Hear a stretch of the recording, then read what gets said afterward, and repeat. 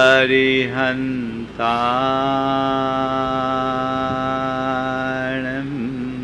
नमो अरिहन्ताणम् नमो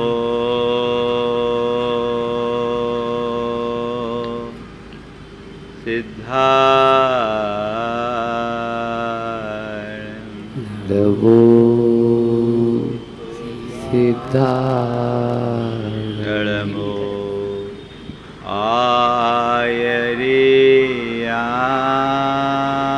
आयर्याणम् नमो आयर्याणम् नमो उवध्यायान् नमो उवज्जायान् नमो लोये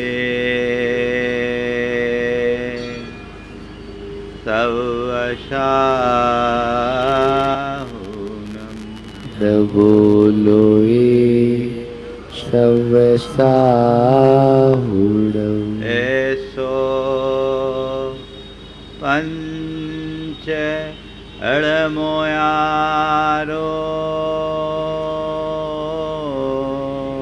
ऐसो पंच नमो यारो सव पाव पणाशिनो सब पाव पणाशिनो मंगलाणं च सवेसिं मंगलाणं च सवेशि परमं हो मंगलम् परमं होय मंगलम्।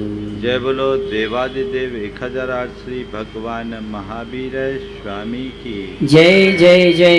अहिंसा परमो धर्म की जय जय जय। परम पूज आचार्य गुरुवर श्री विद्यासागर जी महाराज की जय जय जय। बोले परम पूज मुनि श्री प्रमाण सागर जी महाराज की नमोस्तु गुरुवर। एक बार एक व्यक्ति ने सवाल पूछा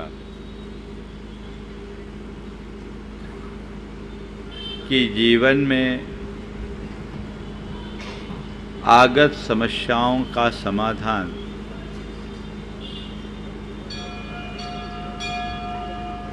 धन पैसे और बाह्य संसाधनों से तो हो जाता है,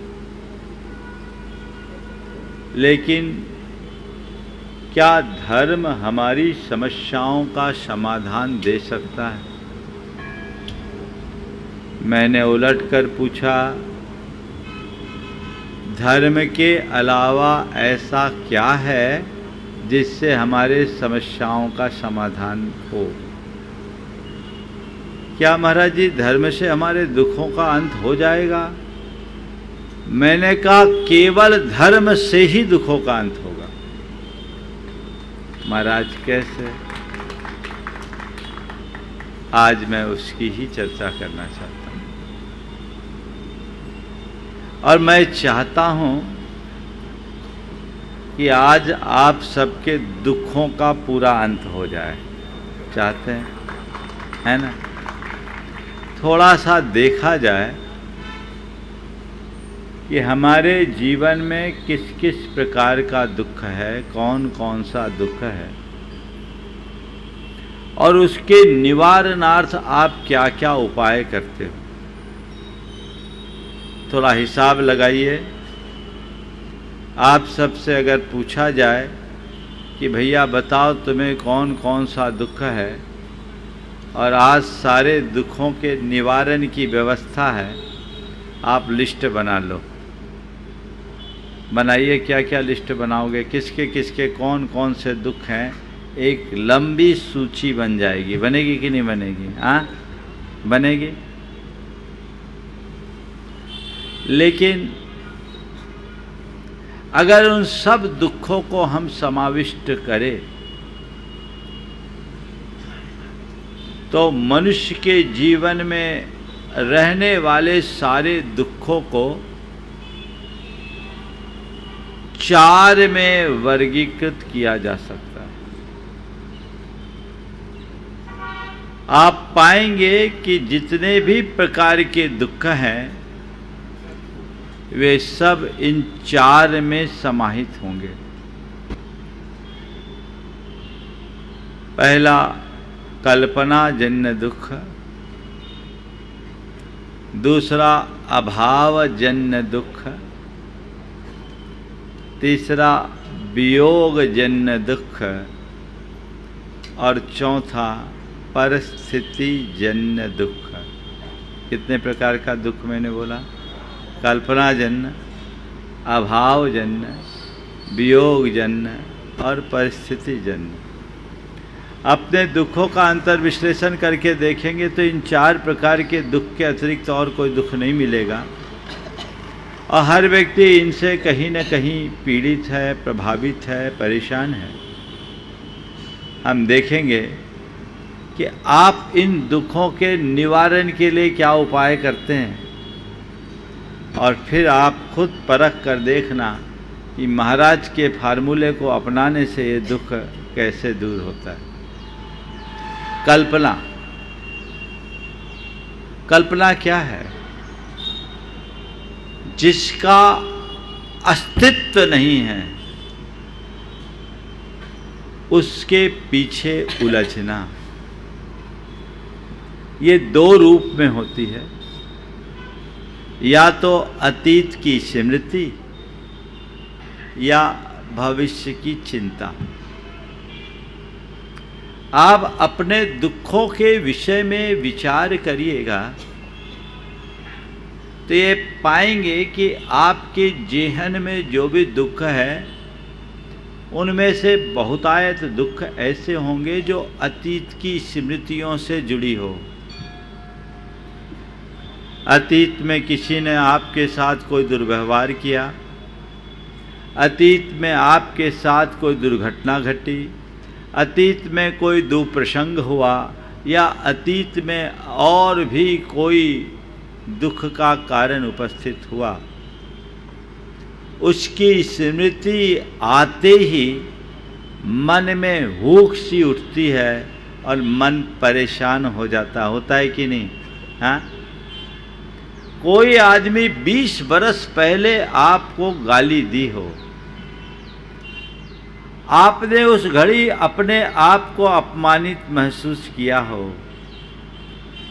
और 20 साल बाद भी अचानक वो व्यक्ति दिख जाए तो खून खौलता है। महाराज दिखने की बात जाने दीजिए, उसका ख्याल आते ही खून खौल उठता है, होता है। 20 बरस पहले कोई घटना घटी, ऐसी दुर्घटना जिससे केवल पुण्य के योग से आप बच के निकले, उस घटना के स्मरण मात्र से रोंगटे खड़े हो जाते होता है। 20 बरस पहले आपने कोई गलती की, आपको नुकसान हो गया, आप उसे पकड़े रहते हैं और अंदर से टूट जाते, भैया अब मेरे साथ तो कुछ नहीं होगा। अतीत में मैंने 1 गलती की, 2 गलती की, 3 गलती की, 4 गलती की और चारों गलतियों से आज इस कदर प्रभावित हो गए कि अब मेरे भाग्य में कुछ है ही नहीं, मैं कुछ कर ही नहीं सकता, अब मेरे बस का ही नहीं है।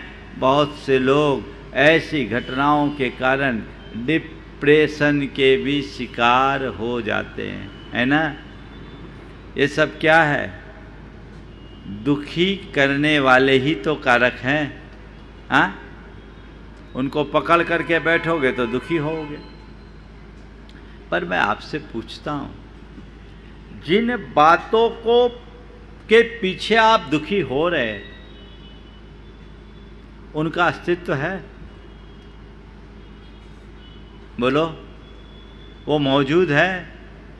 वो तो बीत गई बात, घट गई घटना।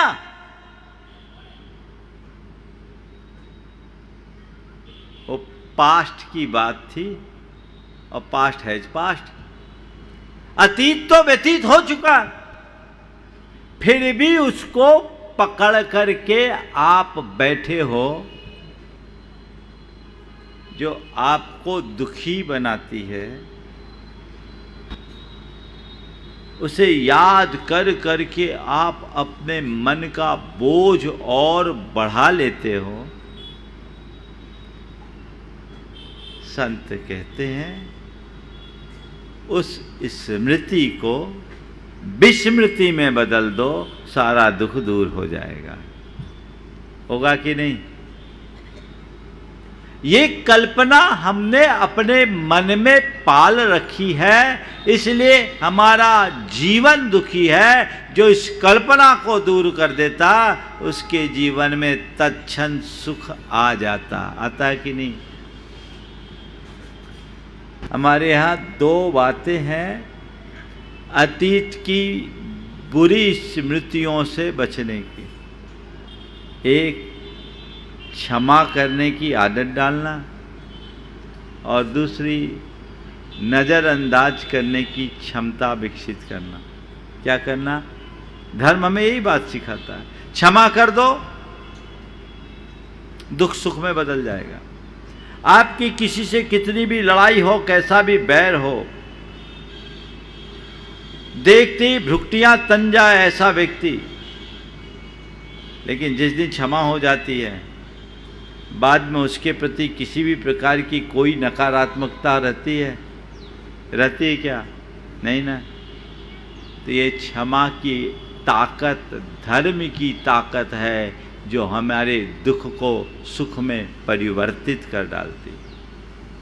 चीज़ों को इग्नोर करो, लेट अस गो, ठीक है, गया सो गया, हो गया सो हो गया, हो जाने दो। नज़रअंदाज करने की क्षमता आप रख लीजिए। किसी ने कुछ बोल दिया तो बोल दिया, कुछ घट गया तो घट गया, कर्म का उदय था, चलो घट जाने दो, ये तो बीत गई, बात गई।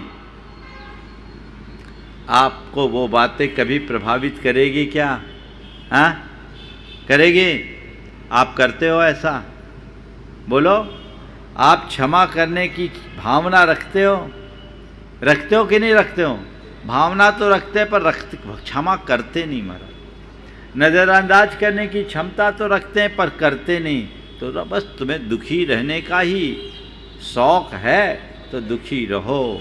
जो व्यक्ति अंदर से ये सद्भाव प्रकट कर लेते हैं, वे कभी दुखी नहीं होते, और जिनमें ऐसा भाव नहीं होता, वे कभी सुखी नहीं होते। सूत्र है,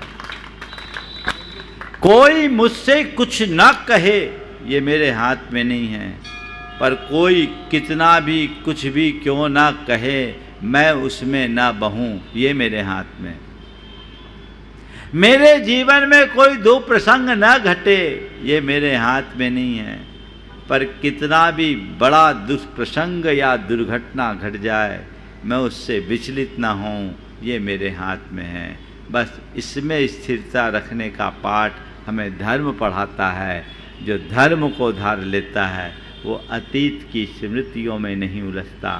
अतीत में घटित घटनाओं से यदि हम नसीहत ले, सीख ले, और उसे अपने अनुभव का आधार बनाएं, तो अपना भविष्य हम अच्छा बना सकते हैं।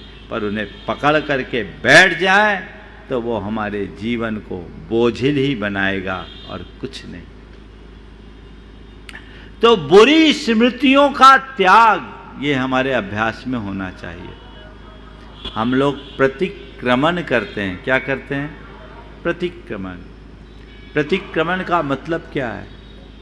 कृत दोष निरायरणम परिक्रमणम। किए गए दोष के निराकरण का नाम प्रतिक्रमण, यानी अतीत की बुरी स्मृतियों को छोड़ने का नाम ही प्रतिक्रमण है। जो अतीत में हो गया उससे सीख लो और उससे दूर हो जाओ, प्रतिक्रमण हो गया। अंतस्करण की शुद्धि हो जाएगी। और दूसरा है भविष्य की कल्पना, भविष्य की चिंता। मुझे ये करना है, मुझे वो करना है, मुझे ऐसा करना है, मुझे वैसा करना है, यही तो उलझे रहते हैं ना। मैं ये करूँगा, मैं वो करूँगा, अब मेरी ये प्लानिंग। आप लोगों के मन की प्लानिंग के आगे तो शायद प्लानिंग कमीशन भी फेल हो जाए। कितनी योजनाएं चलती और केवल कल्पना ही नहीं, चिंता। भविष्य के योजना बनाना कदाचित सही हो सकता, लेकिन भविष्य की चिंता में उलझ जाना समझदारी नहीं। भविष्य के प्रति सतर्क रहिए, भविष्य की योजना बनाइए, भविष्य की व्यवस्थाएं बनाइए, लेकिन भविष्य की चिंता में उलझने से बचिए। हर मनुष्य को एक बात अपने हृदय में अंकित कर लेनी चाहिए कि जो मैं चाहूं वो नहीं होता, और चिंता से किसी वस्तु का किसी की उपलब्धि नहीं होती, चिंता से किसी समस्या का समाधान नहीं होता। हम चिंता करने की जगह चेष्टा करें। अपने लक्ष्य की उपलब्धि के लिए सचेष्ट होना समझदारी है, पर लक्ष्य की चिंता में उलझ जाना पागलपन। आप क्या करते हो, समझदारी या पागलपन? पागलपन न। तो अब जब तक ऐसा पागलपन बना रहेगा आप कभी सुखी नहीं होगे। भले कारू का खजाना भी तुम्हारे हाथ क्यों न लग जाए तो भी वह तुम्हें कभी सुखी नहीं कर सकता। चिंता से मुक्त जीवन होना चाहिए, और धर्म हमें ये सीख देता है वर्तमान में जीने की। वो कहता है अतीत की स्मृतियों से बचो और भविष्य की कल्पनाओं से बचो।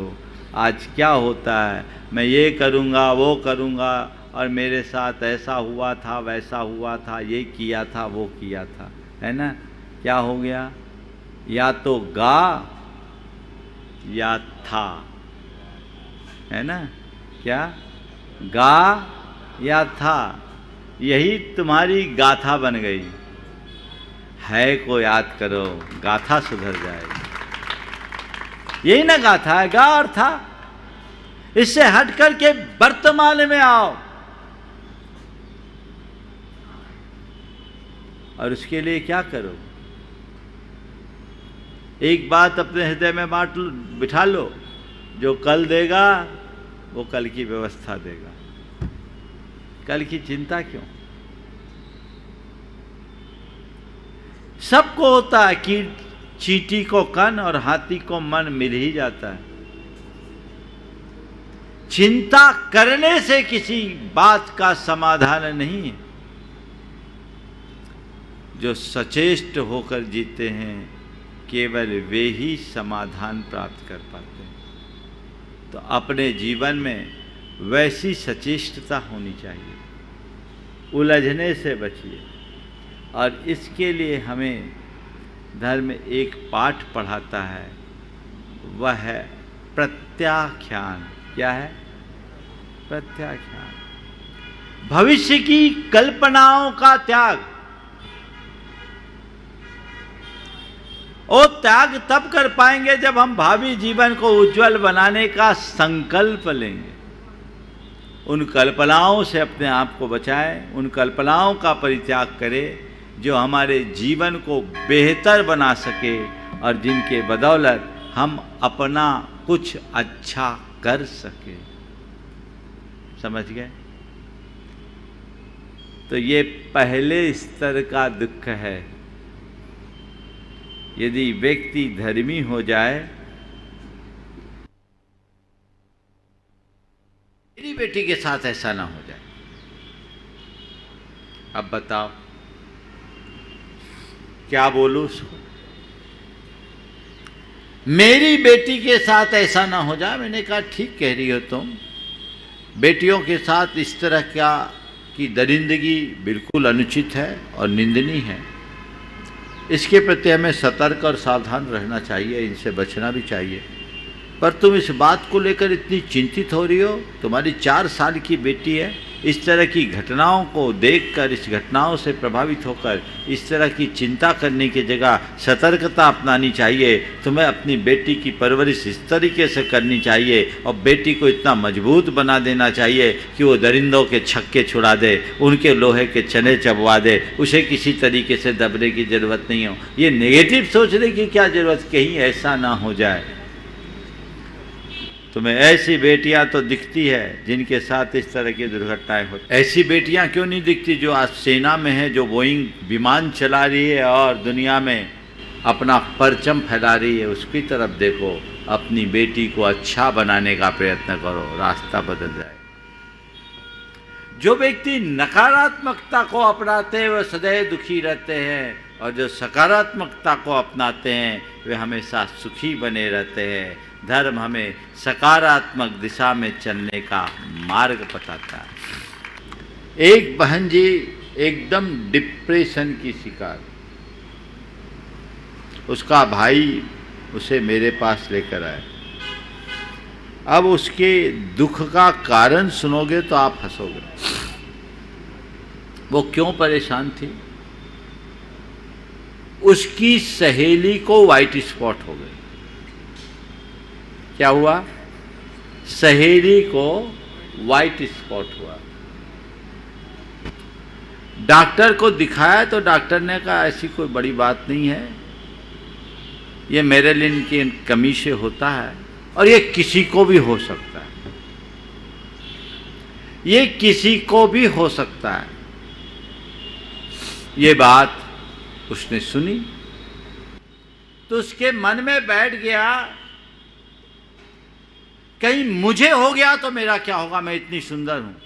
और वो ऐसे सुंदर थी, पर जितनी सुंदर थी उससे कहीं ज़्यादा सुंदर अपने आप को मानती थी, जैसा कि अक्सर होता है। जितने सुंदर होते हैं उससे कहीं ज़्यादा मानते हैं। अब उसके मन में ये बात बैठ गई कि यदि मुझे ऐसा कुछ हो गया तो मेरा क्या होगा। अब बोलो, इस बात को पकड़ बैठने के कारण वो डिप्रेशन में आ गई। मैंने उसे समझाया कि पहली बात तो ऐसा बहुत कम लोगों को होता है, लाखों में 1-2 को, ज़्यादा को नहीं। और अगर हो भी गया तो क्या होगा? ये तो ऊपर की चर्म की परिणति है, भीतर का मर्म तो सबका एक है। अगर व्यक्ति के शरीर में दाग हो और मन बेदाग हो तो वो भी बहुत ऊंचाई पर पहुंच सकता है, और शरीर सुंदर हो और मन गंदा हो तो वो कुछ भी नहीं पा सकता। इस बात को अपने दिमाग से हटाओ। मैंने उसे अपने तरीके से समझाया और मेरे समझाने के बाद उसके चेहरे पर हल्की सी मुस्कान प्रकट हुई। उसके भाई ने कहा, महाराज 2 साल बाद आज इसके चेहरे पर मुस्कुराहट देखने को मिली है। इसके मन में तो एक ही बात बैठी थी।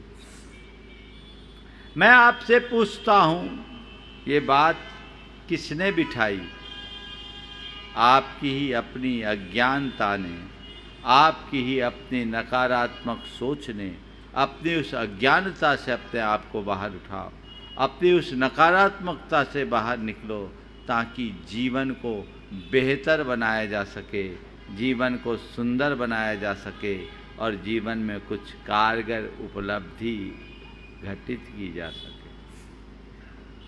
दूसरा है वियोग जन्य दुख। संसार में संयोग वियोग तो लगा ही रहता है। बहुत सारे लोग ऐसे हैं जिनको कोई वियोग विचलित करता हो, किसी को पत्नी का वियोग, किसी को पुत्र का वियोग, किसी को पिता का वियोग, किसी को माँ का वियोग, है ना। संसार में ऐसा कोई भी व्यक्ति है जिसको कोई वियोग ना हुआ है? संत कहते संयोग और वियोग इस संसार की नियति है, इससे कोई बच नहीं सकता। जहाँ संयोग होगा वहाँ वियोग होगा। सर्वे संयोगा विप्रयोगांता, हर संयोग वियोग में है। हम वियोग को नहीं रोक सकते, पर वियोग से विचलित होने से अपने आप को बचा सकते हैं। जो धर्म को समझता है वो बड़े से बड़े वियोग को भी सहज भाव से स्वीकार लेता है, क्योंकि उसे इस बात का पता है संयोग वियोग हमारे अधीन नहीं है और हर संयोग वियोगमय है। इस सत्य को पहचानिए। अगर आप इस सत्य को स्वीकार लोगे, दुखी होगे क्या? बोलो। हाँ, नहीं ना। मैं एक ऐसे व्यक्ति को जानता हूँ जिनका जवान बेटा 1993 की बात है, समन बेलगोला में अपनी सेवा देने के लिए गया। बागीदौरा के गिरीश भाई, बसंत भाई दोषी का बेटा, बागीदौरा में स्वयं सेवकों के साथ अपनी सेवा देने के लिए गया और वहीं उसकी दुर्घटना में मृत्यु हो गई। पूरे इलाके में शोक की लहर उत्पन्न हो गई। बड़ा डायनामिक पर्सनालिटी का लड़का, गुरुदेव का परम भक्त, पूरा परिवार ही। उनकी माँ थी इंदिरा जी। जब ये समाचार वहां पहुंचा, अगर देखा जाए तो पूरे परिवार पर एक प्रकार का वज्राघात था, लेकिन जब उनके परिवार में खासकर इंदिरा जी के पास ये समाचार पहुंचा तो उन्होंने जो बात कही वह आप सबको ध्यान देने योग्य है। उन्होंने कहा, मेरे और मेरे बेटे का इतने ही दिन का संयोग था।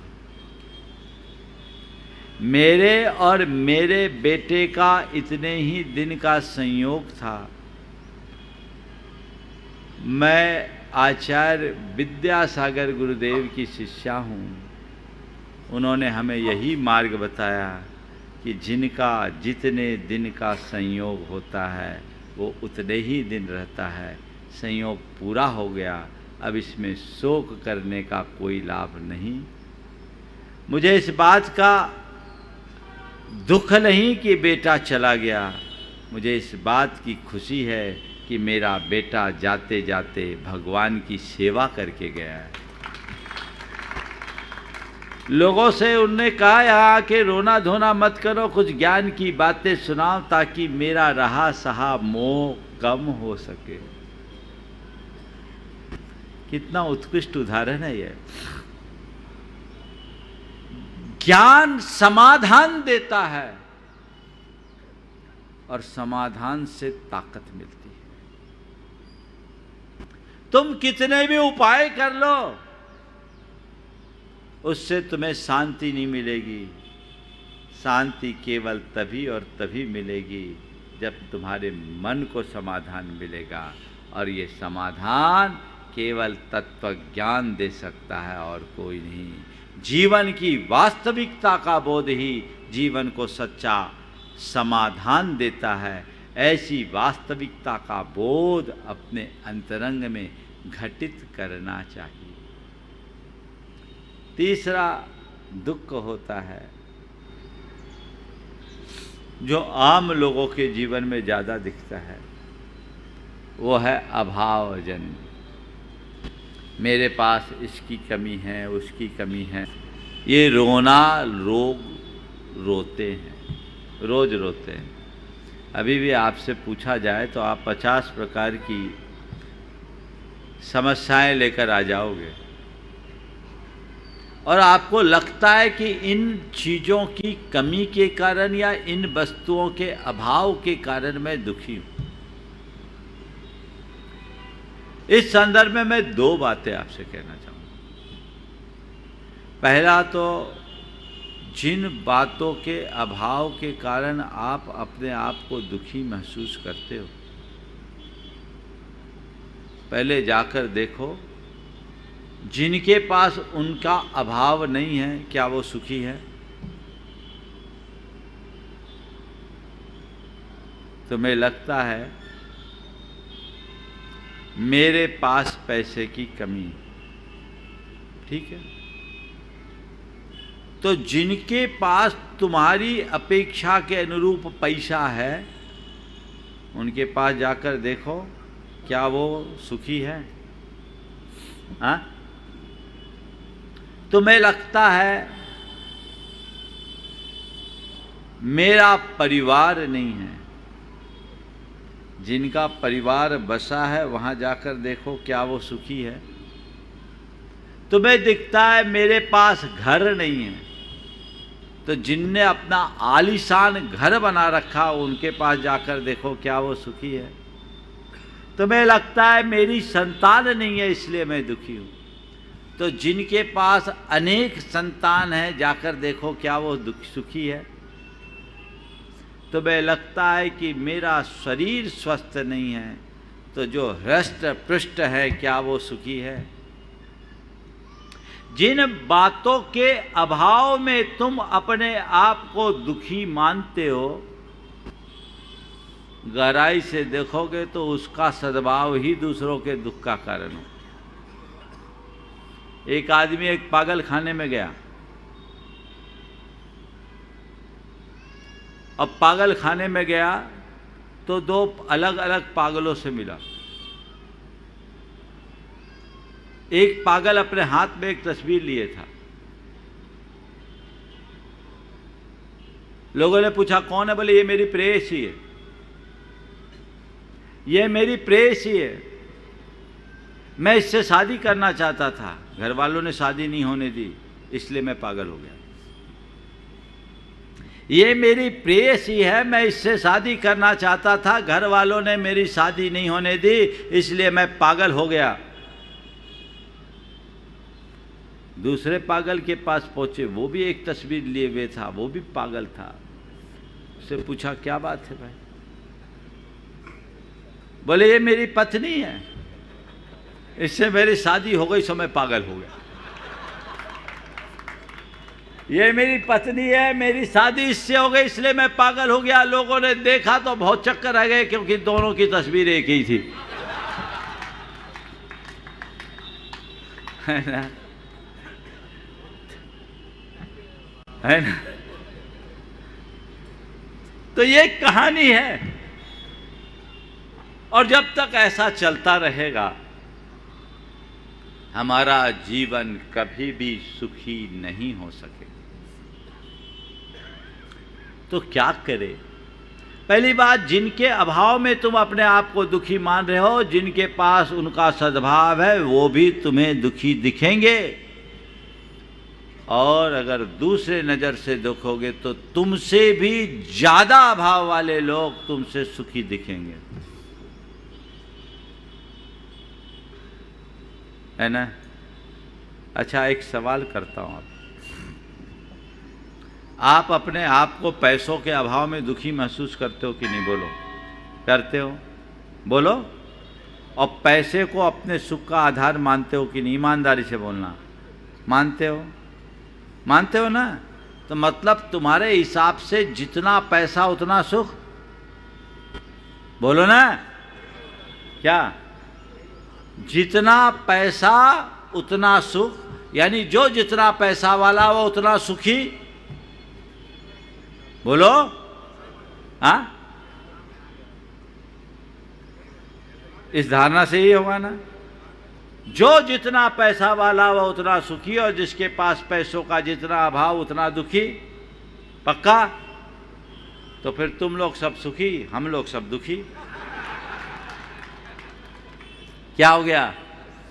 मानने को राजी हो? क्यों नहीं हो? बोलो। या तो हम लोगों को दुखी मानो या अपनी धारणा बदलो। बोलो, हमें दुखी मानने को राजी हो? थोड़ा जोर से तो बोलो, क्या हो गया? नहीं है तो अपनी धारणा बदलने को राजी हो? हाँ, दम से बोलो, अंदर से बोल रहे कि ऊपर ऊपर बोल रहे हैं? आज से अपनी धारणा बदल लीजिए कि पैसों से सुख नहीं मिलता। ध्यान रखना, न तो पैसों का सद्भाव सुख का कारण है, न पैसों का अभाव दुख का कारण है, मन का संभाव ही सुख का आधार है।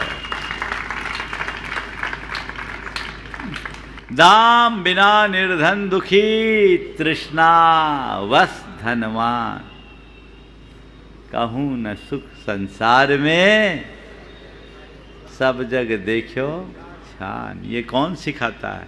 ये धर्म सिखाता है। इसलिए मैं ये नहीं कहता कि तुम पैसे का अर्जन मत करो, पर ये जरूर कहता हूँ पैसे को ही सब कुछ मत मानो। सबसे बड़ा धन संतोष धन है। वो है तो कुछ न होने पर भी सब कुछ है, और उसके अभाव में सब कुछ होने पर भी कुछ नहीं, है ना। चौथी और आखिरी बात, परिस्थितियों के कारण लोग दुखी हैं।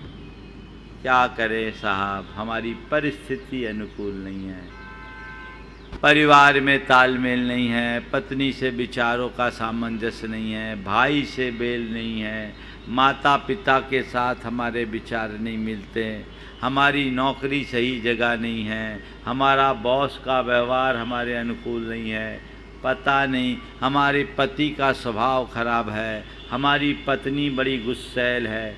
ये रोना सब रोते हैं ना। हाँ हाँ महाराज कह रहे हैं एक कदम और बढ़ जाओ महाराज, बच्चे अच्छे नहीं हैं। पैदा काहे किए थे? कोई ना कोई रोना तो आप रोते ही रहते हो, है ना। सबसे पहली बात ये मान के चलिए, अच्छा क्या है, इसको अच्छा मानते हो। जो मैं चाहूँ वो अच्छा और जो ना चाहूँ वो बुराई ही मानते हो ना। पर हमारे जीवन में बहुत कम चीज़ें होती है जो हमारी इच्छा के अनुरूप होती है। ज़्यादातर चीज़ें ऐसी होती है जिसमें हमारी कुछ नहीं चलती, जो है उसे हमें स्वीकारना पड़ता है। मैं आपसे पूछता हूँ, आपका जन्म इंदौर में हुआ, भगवान को प्रार्थना पत्र देकर भेजे थे क्या कि भगवान मुझे इंदौर में जन्म देना? जिस परिवार में जन्म लिया उसके लिए कोई एप्लीकेशन भेजा था क्या कि मुझे अमुक परिवार में जन्म देना? बोलो, आपको जो शरीर मिला वो आपकी इच्छा से मिला क्या? आपको जो माँ बाप मिले वो आपकी इच्छा से मिले क्या? आपका जन्म स्थान आपकी इच्छा से नहीं हुआ, नहीं हुआ ना। आपके माँ बाप आपकी पसंद से नहीं मिले, आपका शरीर आपके पसंद से नहीं मिला, कुछ मिला क्या? फिर भी आप इसे पसंद कर रहे हो कि नहीं? हाँ, कर रहे हो कि नहीं? बोलो, तुम्हारे पसंद का क्या मिला? हाँ, पसंद का क्या मिला? एक बार मैंने सवाल किया कि तुम्हारे पसंद का क्या? बोले पत्नी है। बोले इसलिए मार खा गए। पत्नी तुम पसंद करके लाए, बाकी सबको तो पसंद करना पड़ रहा है, जो मिला उसे ही पसंद करो। कुल मिलाकर मैं बात ये कहना चाहता हूँ कि चीज़ें मेरे मनोनुकूल हो ये मेरे हाथ में नहीं है, पर जो कुछ हो रहा है उसे मैं मनोनुकूल बना लूं, ये सब मेरे हाथ में है। इसलिए परिस्थितियों का रोना रोना बंद कीजिए, उनके प्रति सकारात्मक दृष्टि बनाइए, उसे अपनी नियति की परिणति मानकर स्वीकार कर लीजिए। परिस्थितियाँ आपका कुछ भी बिगाड़ नहीं करेगी, वो आपके जीवन को बेहतर बनाएगी, जीवन को सुंदर बनाएगी, हमारा भविष्य उज्जवल होगा। आज गोयल नगर में आना हुआ। ये पूर्वोत्तर का क्षेत्र तो शुरू से ही बहुत तत्परता से लगा है, और इंदौर आने के पहले से ही लगा, बल्कि सम्मेत शिखर जी से ही ये दिलीप जी पाटनी और डीके जैन इस कॉलोनी के प्राय हर जगह आते रहे और बार बार निवेदन करते रहे, महाराज इंदौर आइए, गोयल नगर आइए। आप लोगों का अंतराय कुछ ज़्यादा था कि हम लोग चाह करके भी नहीं आए, पर आज आपका सौभाग्य जागा है कि आज यहाँ आने का योग बना। परम पूज्य गुरुदेव के भी चरण यहाँ पड़े, जिनालय के दर्शन करके मन बड़ा गदगद हो गया। शहर के मध्य में इतना विशाल परिसर और इतनी भव्यता मन को आनंदित करती है।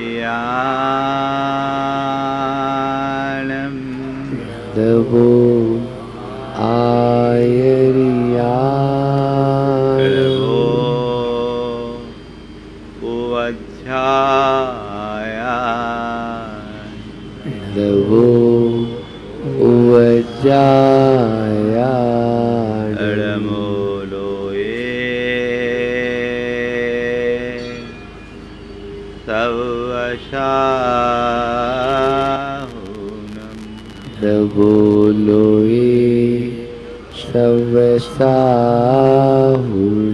ऐसो पंच अड़मोयारो ऐसो पंच रबोयारो सव पाव पणाशिनो सब पाव पणाशिनो मंगलार्णं च सवेशिं मंगलार्णं च सवेशिं परमं ओ मंगलम् परमं होय मंगलम्। जय बोलो देवादिदेव 1008 श्री भगवान महावीर स्वामी की जय जय जय।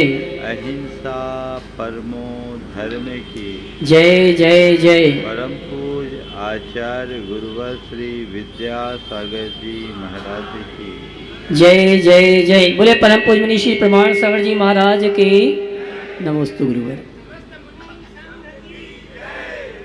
एक बार एक व्यक्ति ने सवाल पूछा कि जीवन में आगत समस्याओं का समाधान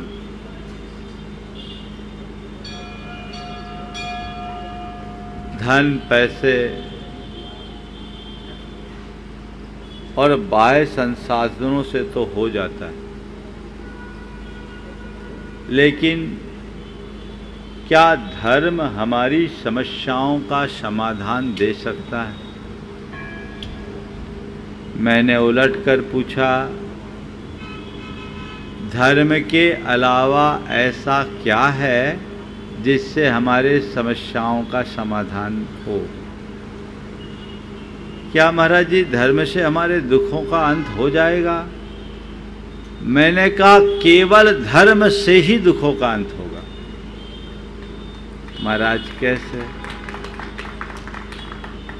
आज मैं उसकी ही चर्चा करना चाहता हूं और मैं चाहता हूं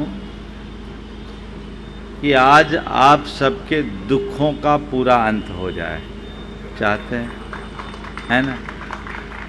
थोड़ा सा देखा जाए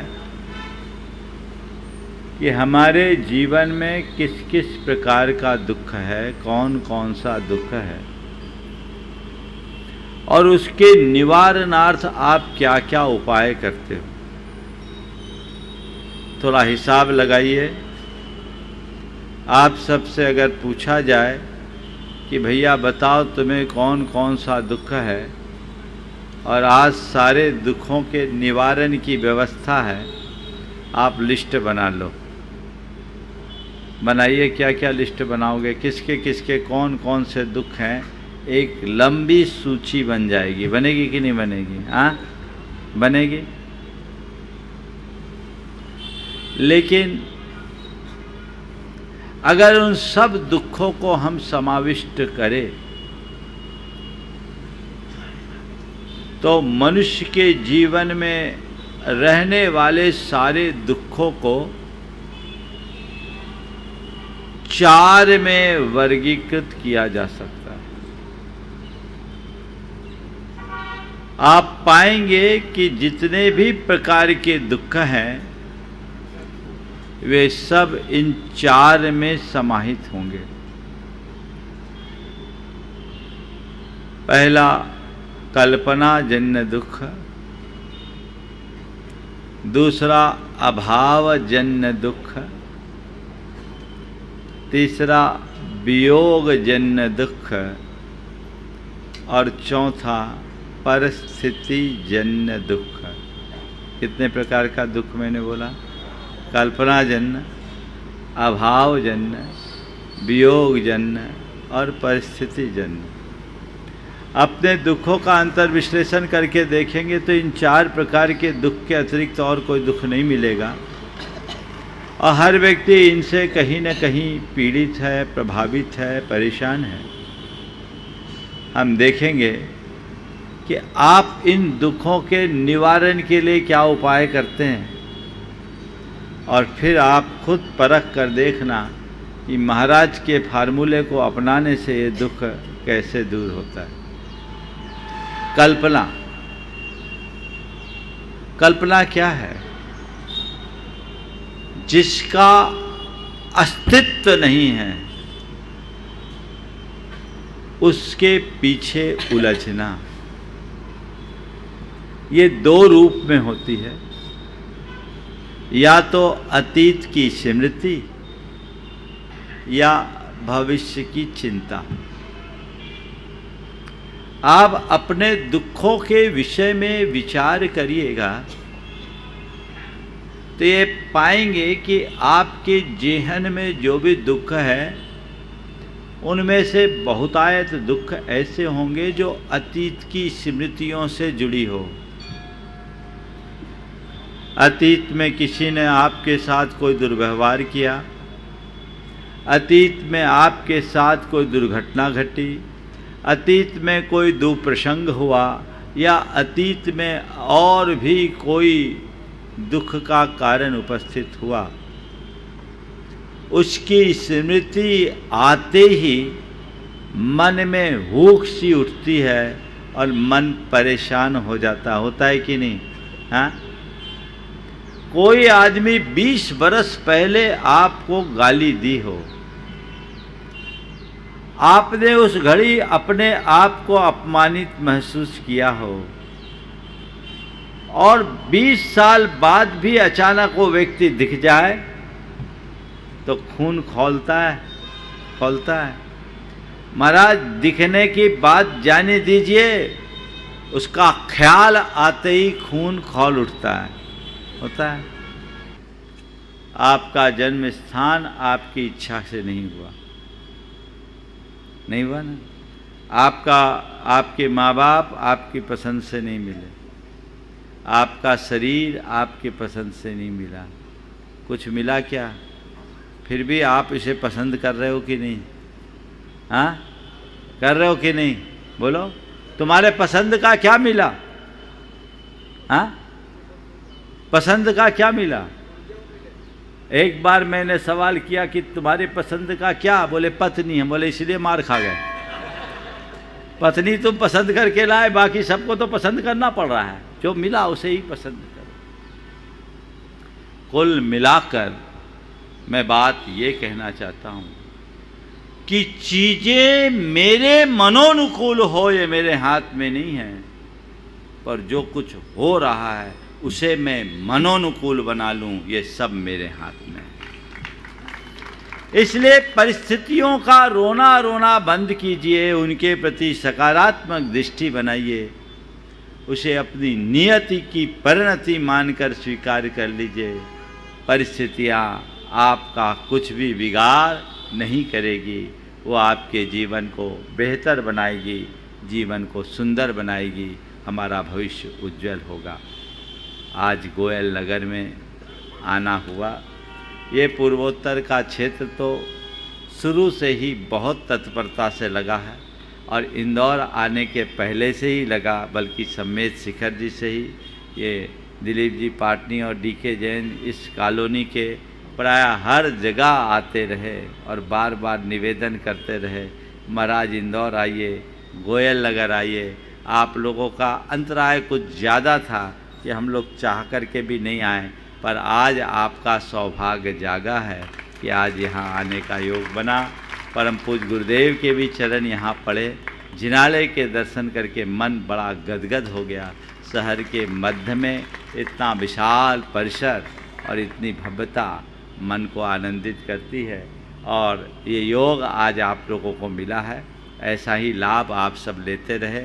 आने वाले दिनों में कल के बाद परसों से सिद्ध चक्र महामंडल विधान का भव्य आयोजन आपके ही सौभाग्योदय से हो रहा है। आप सबको अपनी पूर्ण सहभागिता उसमें सुनिश्चित करनी है।